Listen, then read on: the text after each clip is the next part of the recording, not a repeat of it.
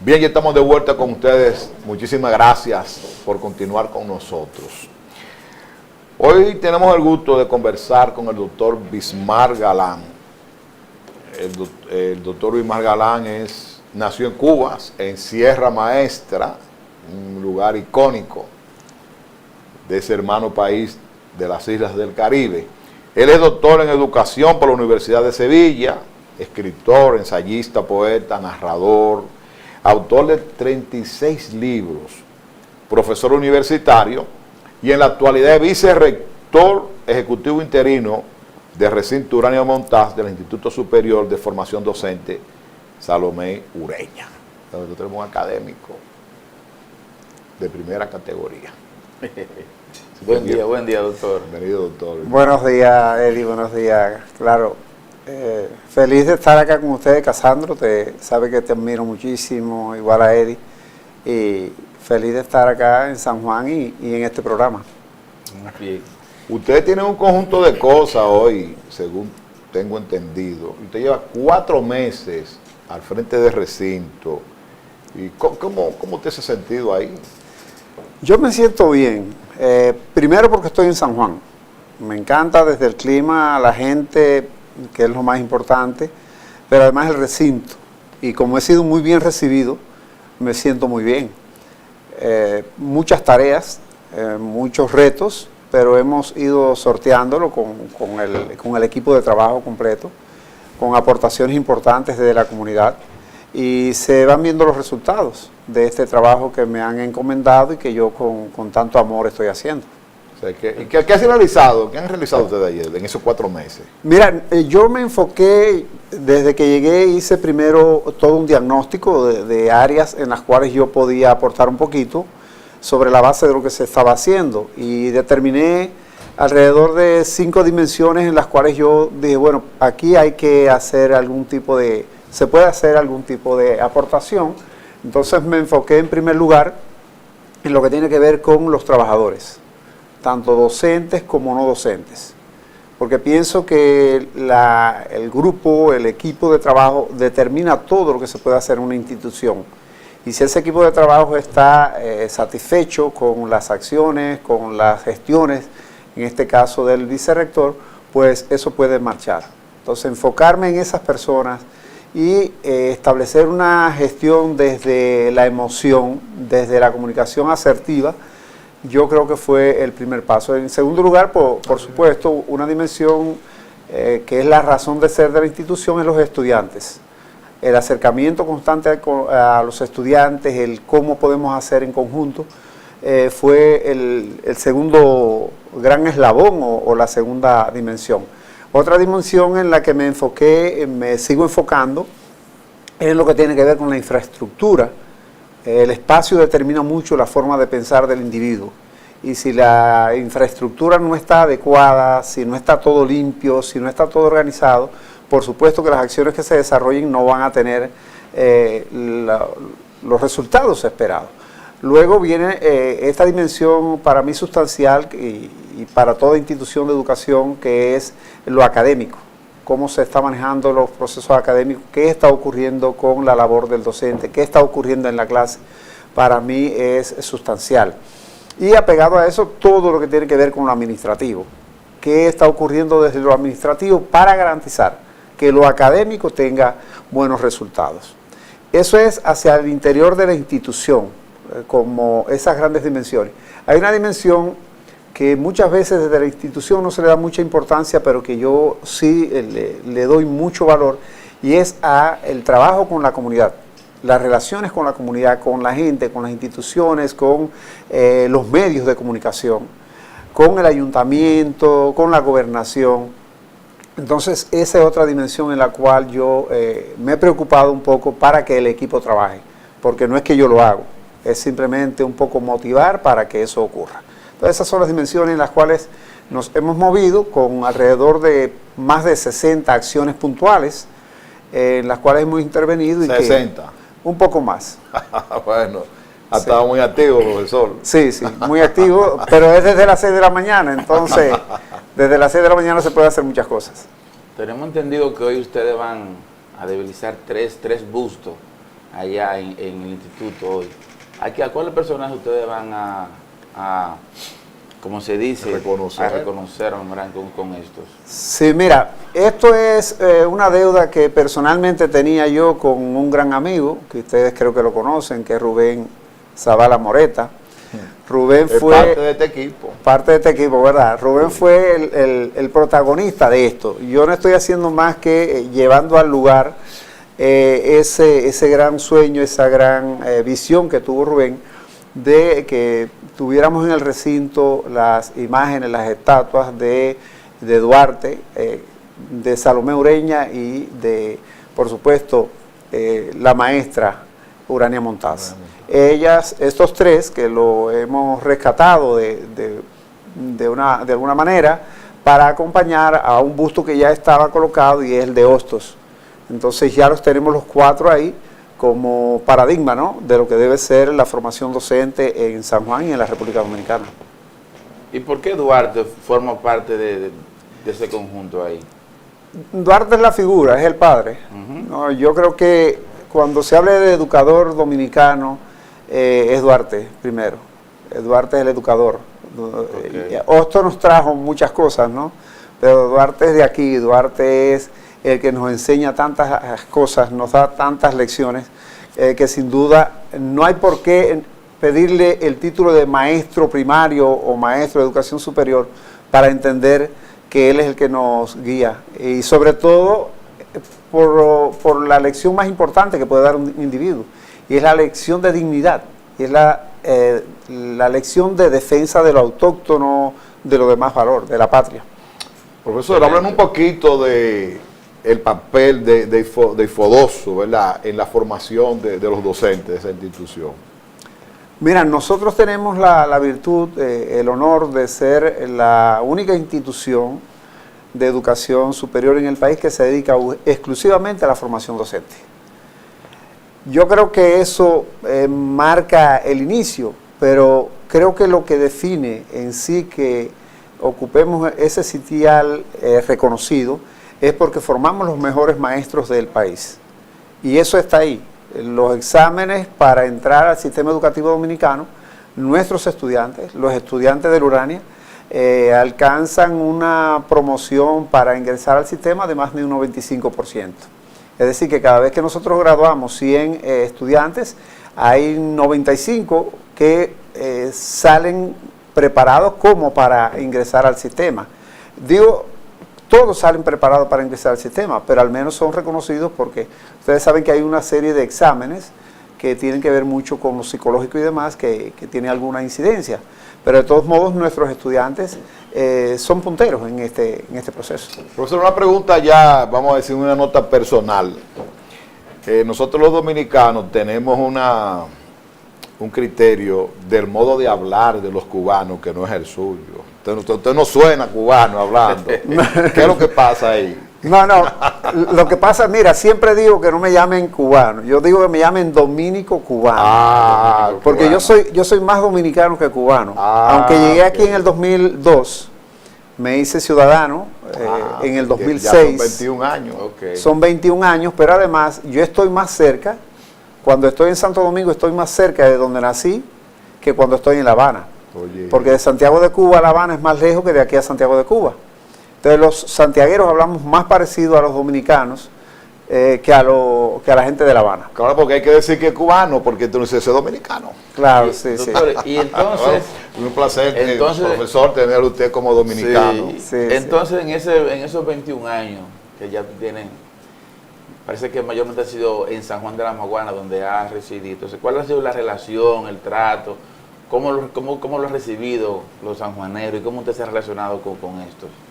Mira, hay un artículo mío en el diario, en uno de los diarios de acá del país, en Acento, donde yo hablaba del chauvinismo. Y cuando hablaba del chauvinismo es porque vi a un extranjero, alguien que no nació en República Dominicana, que maltrató, precisamente en un medio de comunicación, maltrató a un muchacho que trabajaba con él. Y entonces me motivó a escribir chauvinismo o simplemente respeto, decía yo. Y creo que es como el extranjero debería ver a las personas de este país, no solo los de San Juan de la Maguana. Yo vine a San Juan de la Maguana en el 2003, invitado por Ike Méndez, alguien a quien ustedes conocen. Claro. Y luego acá me encontré con Rubén Zavala Morete, ahí nacieron esas relaciones. Y he seguido viniendo a San Juan. Tengo varias obras sobre San Juan. Y siempre me he sumado a los proyectos de San Juan porque respeto mucho, conozco mucho el valor que tiene la gente de este pueblo. Pero además, y hablando de hablar, como decía Casandro, a mí me parece que no en todo el país se habla como en San Juan de la Maguana. Y acá la gente habla muy bien, bastante bien el español, al menos nuestros estudiantes. Cuando yo los comparo con los estudiantes del resto del país, nuestros estudiantes de San Juan de la Maguana hablan muy bien el español. Entonces yo creo que el acercamiento ha estado, primero por esas relaciones de amistad con amigos de acá, luego con la educación y el compromiso que siento por lo que se hace en San Juan. La literatura me trajo a San Juan, educación ahora me trae a San Juan de nuevo, y yo lo reitero, feliz porque no negocio ese chinchén con chivo. Profesor, en varias universidades dominicanas se forman maestros, vamos a decir, Sí. docentes. Entonces a veces uno se pregunta si en las universidades dominicanas se forman docentes, ¿verdad? La Urania o el FODOSU, ¿cuál es la diferencia? ¿Qué diferencia el que sale de allá del que sale de otras universidades, de las demás universidades? La diferencia está en algo clave que incluso fue tema de mis estudios doctorales, en el formador de formadores. En San Juan de la Maguana y en el IFODOSU como tal, tenemos los mejores formadores de maestros. Al tener los mejores formadores de maestros, vamos a tener los mejores maestros. Nosotros acá tenemos personas que tienen 30 o 40 años dedicados a la formación docente, desde que eran escuelas normales. Y esa tradición de la escuela normal sigue latente en los viejos maestros, o maestros ya de muchos años, pero también es una cultura que se va asumiendo por el resto del colectivo. Y cuando nosotros tenemos un maestro, un profesor que viene a formar en el Urania, ese profesor que viene a formar en el Urania, sin duda tiene que ir montándose en la cultura que ya se ha instaurado en nuestra institución. Entonces, eso creo que marca la diferencia. La diferencia, maestros formando maestros. Exactamente. Sí, Formador de formadores. Formador de formadores. Usted Usted decía anteriormente que había escrito acerca de San Juan. ¿Cuáles obras usted ha escrito donde menciona, tengan que ver con San Juan de la Maguana? Bueno, el más yo creo simbólico es el que se llama En ti mis versos anudo. Hasta el título se me olvida. En ti mis versos anudo. Es un libro lleno de décimas, un libro de décimas dedicadas a San Juan de la Maguana. Hay otro que hice con algunos amigos, que es Fragmentos de Patria, que es dedicado a San Juan de la Maguana, con Ike Méndez, Darío Tejeda y otros. Y uno que fue premio que hice con Ike Méndez, que se llama Símbolos de Identidad Sanjuanera. Símbolos de Identidad Sanjuanera recoge una serie de elementos identitarios de San Juan y del sanjuanero, que también es una de las aportaciones que hemos hecho. Hay otro libro que me fue publicado por acá por el recinto, cuando trabajé acá en el 2010-2011, y fue iniciativa también de Rubén Moreta, que es sobre la enseñanza de la lectoescritura. Entonces, ese que se llama Didáctica de la Lectura, también es un libro que ha ayudado un poco también en esta formación de acá. Bueno, porque tiene una triple faceta, ensayista, poeta, narrador. El hombre sabe nadar en esas aguas turbulentas. Sí. Profesor, usted tiene suficiente ya experiencia y formación para decirnos, por ejemplo, darnos su opinión, su parecer sobre el sistema educativo dominicano y los últimos resultados de las pruebas PISA que se han dado a conocer al país. Mira, yo creo que las pruebas PISA, los resultados, aun cuando sean cuestionados y sea cuestionada la prueba PISA es cuestionada internacionalmente por algunos entendidos de la materia, no es mi caso específicamente en lo que es la evaluación, pero a mí me parece que es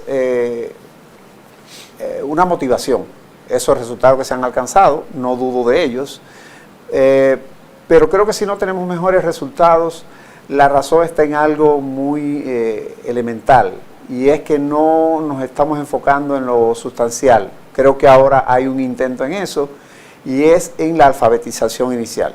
Yo soy alfabetizador. A mí me parece que el hecho de que simplemente se esté hablando de enfoque para la enseñanza de la lectoescritura es un error. A mí me parece que hay que hablar de métodos de enseñanza de la lectoescritura, porque ningún individuo aprende sin un método. Entonces el hecho de que estemos hablando de enfoque, y no veamos que si el estudiante no se apropia de un método, no va a aprender bien la lectoescritura, ahí está el fallo. Yo creo que el enfocarse en el primer ciclo de primaria, pero sobre todo hacer énfasis en qué preparación debe lograrse desde inicial, es sustancial. O sea, tiene un fallo en el sistema educativo. Hay un fallo en ese aspecto, porque no digo no solo en el método, es que si el maestro no domina el método, y cuando yo estoy en una actividad y les digo con qué método tú enseñas, me dice no, con el enfoque, entonces eso no es un método. Entonces si el maestro no domina el método, no va a lograr que el niño domine el método, y si el niño no domina el método, no va a aprender. Por ejemplo, yo soy defensor del método fónico analítico sintético, un método efectivo. Siempre lo digo, no es el régimen cubano el que ha logrado los resultados de alfabetización que tiene el país, es el método. El método fónico analítico sintético. Es un método global muy pertinente, con unos pasos, con una estructura, con unos recursos que aquí no sería problema, pero no se aplica. Seguimos en la improvisación, y el maestro, si no se apropia del método, no va a poder ayudar a que se dé. O sea, que se está improvisando en cuanto a eso. Hay improvisación. Desde mi perspectiva hay improvisación, pero yo no digo improvisación desde la perspectiva o desde la intención. Yo veo improvisación en el aula, que es donde debe materializarse en sí la adquisición de la lectoescritura. Desde la casa no se va a lograr, y hay muchos padres apelando a que sea en la casa donde el niño aprenda. Entonces, pero ¿cómo es el método fónico analítico sintético? Cuando yo era niño, por ejemplo, nosotros no podíamos leer, teníamos que, en voz alta, claro, y después decir que habíamos entendido. ¿Tiene algo que ver con eso? Incluye eso, pero va más allá, va a la estructura de la palabra. Nosotros tenemos un idioma que así lo exige y lo requiere. Yo tengo que ir del texto a la palabra, de la palabra al sonido, y volver del sonido a la palabra y de la palabra al texto. Porque si tú no haces análisis y síntesis, no lo vas a lograr. Escaneo, pero además que tú haces que el niño se pase todo el tiempo repitiendo sílabas. Ma, me, mi, y después tú quieres que lea de corrido, no es posible. Exacto. El niño tiene que hacer una síntesis, leer la palabra completa y leer la oración completa, porque una lectura semioracional no es una buena lectura. La lectura tiene que ser oracional. Entonces, si tú no logras eso, con los recursos adecuados, con el entrenamiento adecuado del docente, como para que comprenda qué es conciencia fonológica, porque sucede que hay muchas personas hablando de conciencia fonológica, pero no todo el mundo es capaz de articular un sonido aislado, no lo vas a lograr, porque conciencia fonológica es eso, que tú sepas distinguir los sonidos que forman una palabra. Y no se trata de empezar por la letra, se trata de empezar por el sonido, por el desarrollo del oído fonemático del estudiante. Claro, miren, cuando el tema de las Torres Gemelas, yo estaba en Nueva York y mucha gente pensó que yo me había ido, porque pasaron varios días y no había noticia mía. ¿Y qué pasó? Quizá estaba ahí, yo vivía cerca. Y un muchacho de San Juan, cuando yo vine, me dijo, mira, cuando yo me enteré que tú estabas, me dijeron que tú estabas en las Torres Gemelas, yo me despreocupé muchísimo, y despreocupada estaba la esposa mía. Me imagino que sí. Entonces, Él quería decir preocupado, Preocupado. y me dijo que estaba despreocupado. Sí, Claro, sí, y sí. que despreocupada estaba la esposa de él, por un asunto de fónico. Sí, sí, que así. la palabra no la veía, que era despreocupado, preocupado. Preocupado, claro. Sí, sí. Entonces eso está en la base. Si nosotros no hablamos, porque está bien, cuando te está comunicando informalmente tú puedes decirlo de cualquier modo y no Sí, pasa nada. sí. Pero si en la formalidad de la escuela tú no lo estás diciendo bien, tu estudiante no lo va a escuchar bien Exactamente. y no lo va a reproducir bien. Exactamente. Entonces, los modelos aquí tienen mucho que ver. Es el modelo que yo digo debería prevalecer en el técnico de educación. Y ya ahí es un tema bastante escabroso, porque cuando a ti se te daña una lavadora, tú tienes que buscar al técnico de Claro. lavadora, que es el que más sabe de eso. Así es. Entonces, el técnico que atiende el proceso de alfabetización tiene que ser el que más sepa de alfabetización. Exacto. Y tiene que ser capaz de darle el modelo al maestro de cómo hacerlo. El otro día yo pedí a los maestros de la escuela de al lado, de la anexa a nosotros, de la Urania, que me prestaran un grupo de niños para yo hacer una clase un poco abierta, no voy a decir que una clase modelo, pero una clase abierta para demostrar el cómo hacer. Yo creo que eso es lo que debería hacer el técnico. Ir a las escuelas y decirle, préstame estos niños, mira, esto se hace así. Pero creo que en esa área también... ¿Y cómo usted ve lejos eso, de que se logre eso? No hay interés por ese aspecto. Yo creo que interés puede haber. En las altas instancias no. No Pues debe sí, ser en las altas sí instancias. puede haber la instancia, el interés a altas instancias, pero mientras no se aterrice, como se dice, cuando no se entienda que estos elementos, estas personas que están en la base, que tienen el contacto con el maestro, que tienen el contacto con los niños, son determinantes, no se ¿Y valora. cómo se puede aterrizar? Despolitizando el sistema educativo. Yo voy a aprovechar. ¿Es como lo veo? Es que está muy politizado Yo voy- el Sí. sistema educativo. No puede ser porque tú eres mi amigo, es porque tú Ya, sabes de ya, eso. claro. Por eso mismo, Exactamente. yo voy a aprovechar esta oportunidad para, saliéndonos un poquito del tema, pero aprovechando el conocimiento en la materia que tiene. Y es con respecto a la evaluación docente que hace, vamos a decir, el gobierno o los gobiernos. Ujú. Y yo me baso en que si una universidad dominicana debidamente organizada, que cumple con todos los estándares y que es aprobada por la MESI, gradúa a un joven de profesor.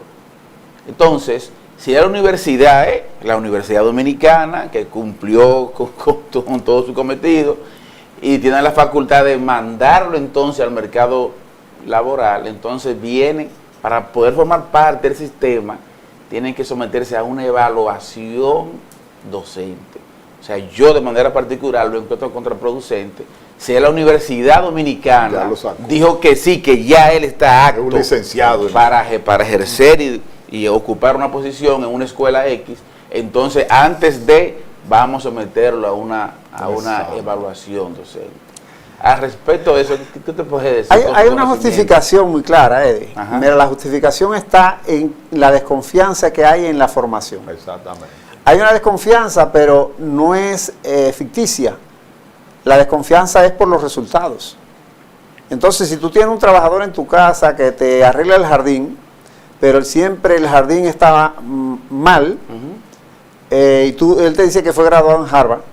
Ok, tú te graduaste en Harvard, pero mi jardín no está bien. ¿Qué tú Sí, tienes que hacer? exactamente. Buscar otro jardinero. Ujú. Entonces, ¿por qué se da? Y hago esta metáfora, ¿no? Establezco esta relación.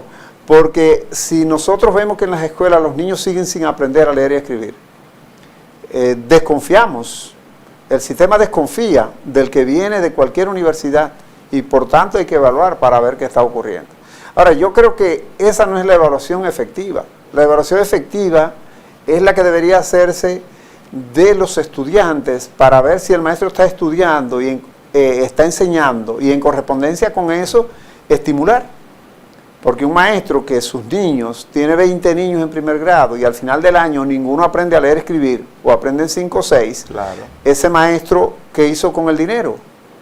Con el dinero del pueblo. Exactamente. Porque se le está pagando un Porque entonces salario. yo le pregunto, o sea, ¿se ha demostrado o ha quedado demostrado que esta evaluación docente fue ya el resultado, fue ya la solución al problema?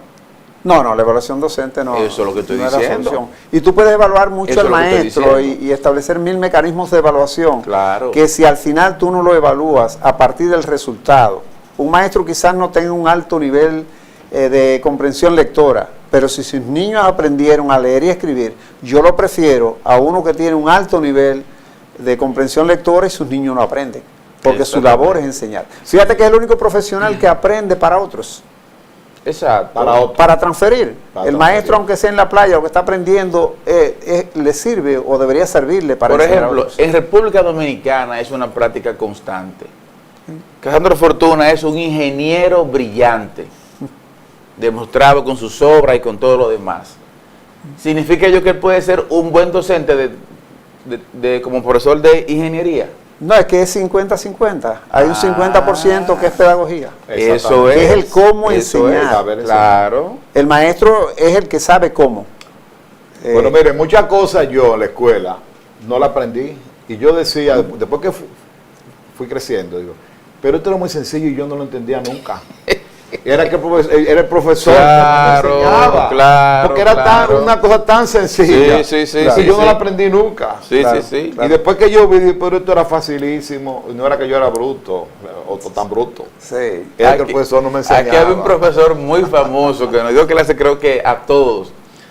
Para no decir el nombre, él tenía una frase que se llamaba, él decía trivial, cuando exponía, decía trivial, pero no decía su nombre, pero ya el que me está viendo sabe de qué yo estoy hablando. Y él tenía mucho doctorado, mucho estudio en matemáticas, pero entonces uno vivía corriendo. Pedagogía no tenía. Para no dar la asignatura con él, todo el mundo corría. El fulano, ay. Por eso los profesores Por eso, pues, tú son no mejores. entendías nada, no entendías nada. Claro, por eso nuestros profesores son los mejores, pero además en nuestra institución es la práctica lo que No, yo creo eso. es la práctica. Exacto, exacto. Nosotros apostamos porque sea mucha práctica. Y además, consciente de que ahí hay una fórmula que es la fórmula 70-20-10 comprobada, que es una fórmula que dice que tú aprendes el 70% en la informalidad. Entonces el sistema educativo, ¿Cómo si se diría? el 70% tú lo aprendes en la informalidad. El 10%, el 20% lo aprendes en cursos, digamos, cortos, lo que se llama no formal. No formal. Y un 10% en lo formal que te da título. Entonces, nosotros aprovechamos mucho. Que es el menor. Claro, nosotros que es el aprovechamos menor. mucho los espacios informales para el aprendizaje Profesor. de los estudiantes. Anteriormente Estoy de aquí, por lo acuerdo. menos, no sé, se Totalmente daba- de acuerdo. a los profesores le daban hasta golpe a los estudiantes. Sí. Cuando había cosas que no Golpe, entendían, le daban con las reglas. A mí me llegaron a dar una vez, que yo Sí, recuerdo. sí. Y los profesores consideraban brutos a los estudiantes, Sí. claro, que no entendían. Exactamente. Claro. Pero ¿Qué muchacho, Pero fíjate que el profesor te estaba dando golpe y él no era el bruto. No, Sí, es una contradicción, sí, porque claro. te está dando golpe y él te está diciendo que el bruto eres tú. Exactamente. Es como las tablas matemáticas, Casandro. Era 5 por 5. Si no sabes, 5 por 5 y te da un tablazo. Pero es que las tablas matemáticas, la más fácil es la del 9. Yo siempre lo digo. Los estudiantes míos siempre se aprenden la tabla muy fácil. ¿Por qué? Porque la tabla del 9 nada más es 9 por 9. Todas las otras operaciones están contenidas en el resto de las tablas. Entonces la tabla del 6 debe comenzar en 6 por 6. Si tú vas a la cantidad de operaciones, según vas subiendo en la cifra, ¿no? Te resulta más fácil. Los estudiantes, por ejemplo, a los estudiantes míos yo les decía, es que fíjate, la tabla del 7 empieza en 7 por 7. Ya. Porque 7 por 6 está en la del 6. Sí, Entonces la ley tú te la conmutativa, sabes, la ley claro. conmutativa de la multiplicación es para algo. 6%, lo contrario. Y la del 8 nada más es 8 por 8 y 8 por 9. Ya. Profesor, ¿Viste? la Sí. conversación está sumamente interesante. Muy pero interesante. ya prácticamente estamos en el cierre. Estamos en clase Pero ya. antes de pedirlo, Pero me encantó esa opinión suya de que esta evaluación docente no ha sido la solución para nada. No. En cuanto a la educación mira, en este el país. profesor tiene que volver de nuevo para seguir evaluando Muchas el asunto veces. de PISA, del 4%, así que vamos a agendar Sí. un encuentro próximo. Claro, claro. Pero ya para cerrar, ninguno de los escritores dominicanos que yo sepa hasta ahora ha tenido un premio Cervantes, ni ha tenido un premio Nobel. Parece que no tenemos grandes escritores en la República Dominicana. ¿Qué usted podría decir al respecto? Yo creo que hemos tenido grandes escritores y que vamos a seguir teniendo grandes escritores dominicanos.